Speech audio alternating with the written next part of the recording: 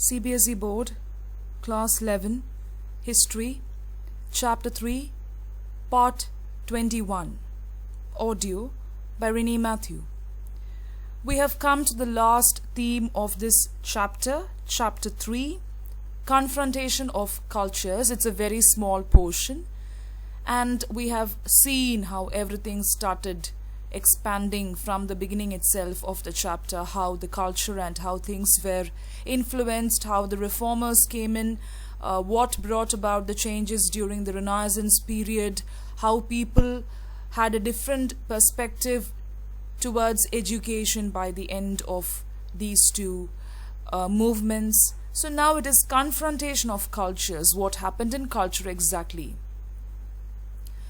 There were a lot of encounters which took place between Europeans and the people of Americas and Europeans, that too between the 15th and 17th centuries.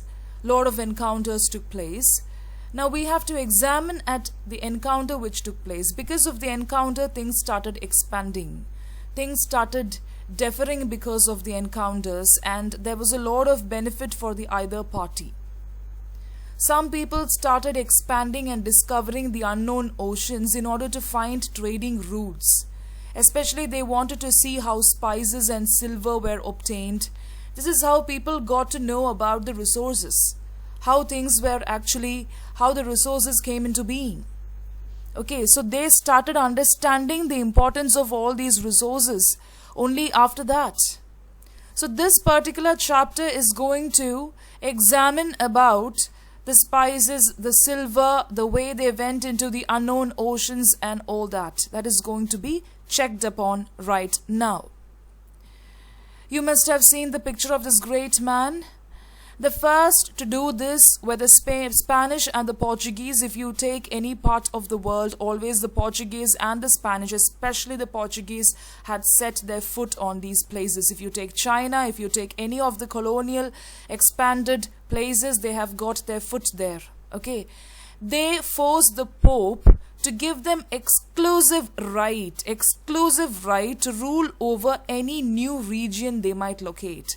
They asked the Pope, they said, we are going to find out new places, and you should remember that the church always funded new kind of expeditions in those days. So now they forced the Pope to give a right to them where if they locate any place, they will be able to rule that place. That was the condition. So Christopher Columbus, you know, he's an Italian. He was sponsored by the Spains, and he sailed west in 1492, and he reached a land which was known as the Indies. Indies is India and the countries east of India. And he read about India and the countries east of India in the travels of Marco Polo. So he was very fascinated by this region, and he said that whenever I find a place, I should be able to rule it. That was the kind of agreement that he had with the church, especially with the Pope. Now later exploration indicated, or from the explorations which followed these kind of voyages, it indicated that Indians of the New World belonged to different cultural groups, and they were not part of Asia. They were actually not part of Asia. It is an amalgam of different cultures from different parts of the world.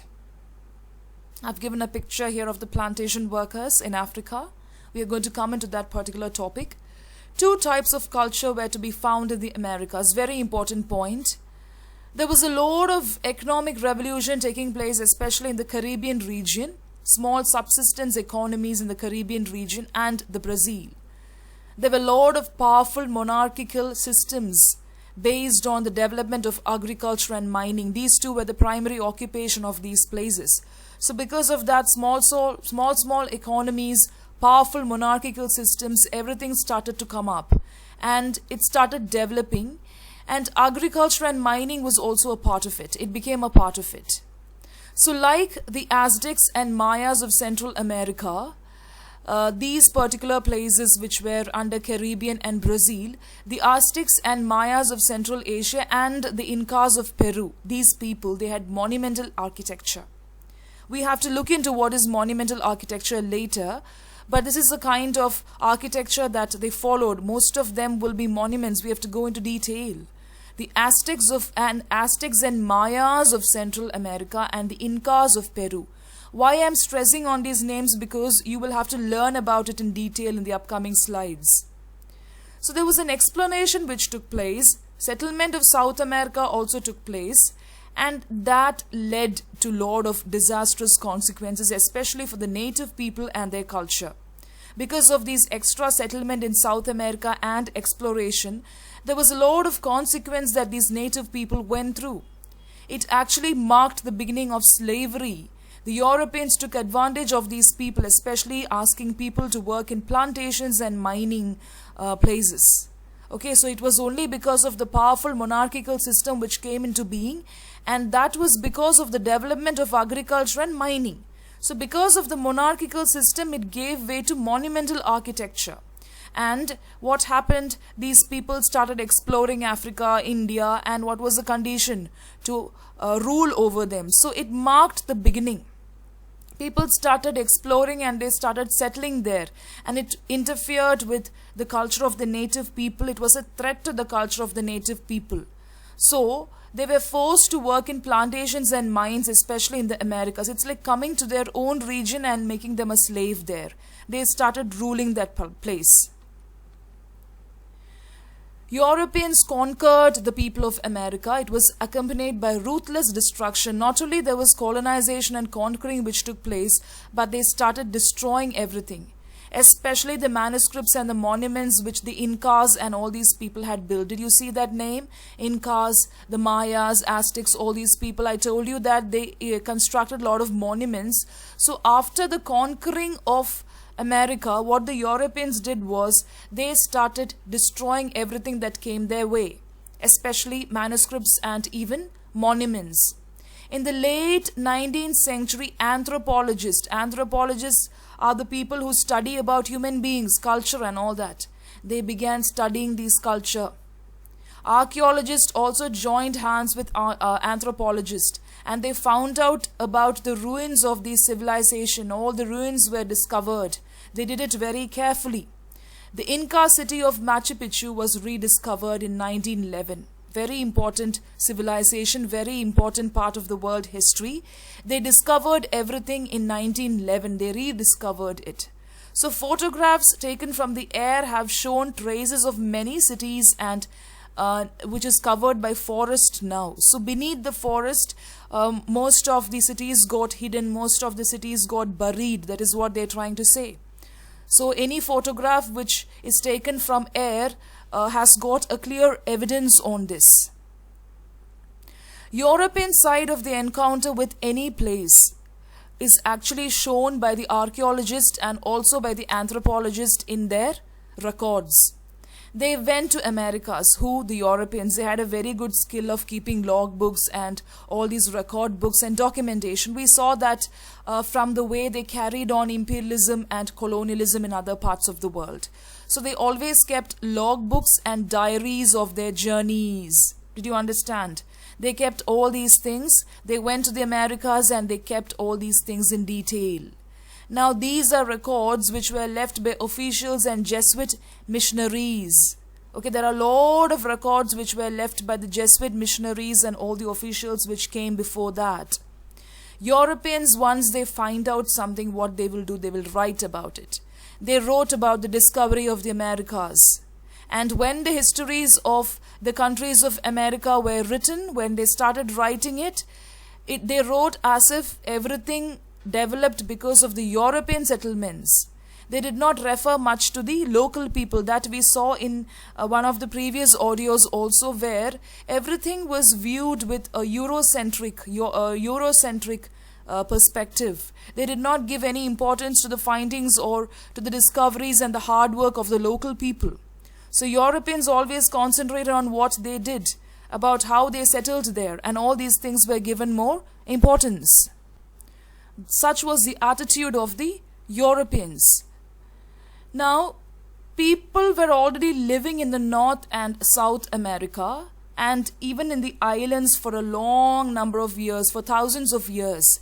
And many migration took place all over the world, especially from Asia, from the South Sea Islands. It has taken place over time. migrations from Asia and South Sea islands. South America is still in parts. It is densely forested and mountainous, full of mountains and forest. And Amazon, of course, is the world's largest river. It flows through miles of dense forest. They started discovering the South America, Amazon, the fertility, the importance of all these places. In Mexico, in Central America, what happened? Many places were there which was densely populated. Habitation was very dense along the coast and in the plains. Elsewhere in the villages, so many scattered areas were there which was forested. Okay, so this was the topography of this region. Why they are telling you this? Because this is something which attracted the foreigners, especially the Europeans. Habitation along the coast and in the plains. It was very easy for them to cultivate.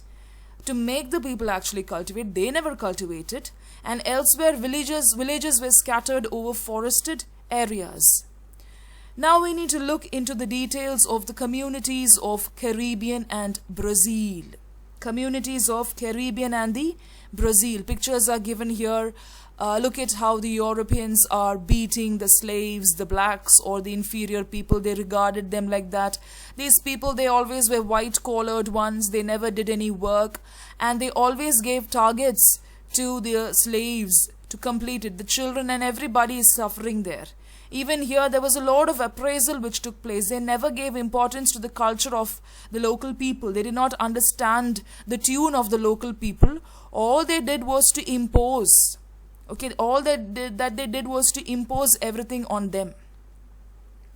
Now we need to look at Arawakian Lucayos. They are a part of the Caribbean and Brazil local culture. So they lived on a cluster of hundreds of small islands. Arawakian Lucayos, they lived in a cluster, along a cluster of hundreds of small islands, especially in the Caribbean Sea. Today it is known as the Bahamas and the Greater Antilles. Okay, the location is very important for you because this is something which attracted the foreigners. They were expelled from the Lesser Antilles by the Caribs, a fierce tribe. You should understand that these places were ruled and it was completely occupied by the tribes. And the tribes were really rough, they were robust, they were tough to actually deal with. And they had all the skills which was required to stop the foreigners. Okay, so the Lesser Antilles, that is people from the Lesser Antilles, what they did? They forced the Europeans to get out of their place. So tribes have got a special way of throwing away people who come and indulge in their territories or interfere with their freedom. So that is what the Lesser Antilles did. Now in contrast to the Lesser Antilles, there is a group known as Arawaks. They were people who preferred negotiation. They did not like to use force and throw away people. But sometimes I feel force is required. So what Arawaks did is they wanted to negotiate, to conflict. They did not want the people to come and interfere. Why? Because when you have a conflict, many innocent people will get killed. Many innocent people will get affected. So to avoid that. Yes? Now there were a lot of people who were skilled in boat building. They started sailing to the open sea in dugout canoes. Okay, canoes made from hollow tree trunks. It is a kind of boat, canoeing. Yes, so they started digging out canoes and that was dug out from hollow tree trunks. It required a lot of skill to make these canoes. Alright. Now this is the kind of small way infrastructure which the Arawaks had, the way they lived and all that. The primary occupation of the Arawaks was hunting, fishing and agriculture. They grew crops like corn, sweet potatoes, tubers and cassava. Very important point. So this is the place where they lived, the way they constructed. They were very good in architecture. It's not that they learned all these things from somebody, but it was a kind of inbuilt skill which they had and the requirement of the life which made them do it. So hunting, fishing, agriculture, which helped them to grow crops, especially like corn, sweet potatoes, tubers and cassava. So many boat builders, skilled people, they started sailing in the open sea. They dug out canoes and they started doing all these things. It was cut out from hollow tree trunks and this is how they proceeded with their life. It was so important for them to follow and come up with these architecture, and the Europeans found it very interesting also.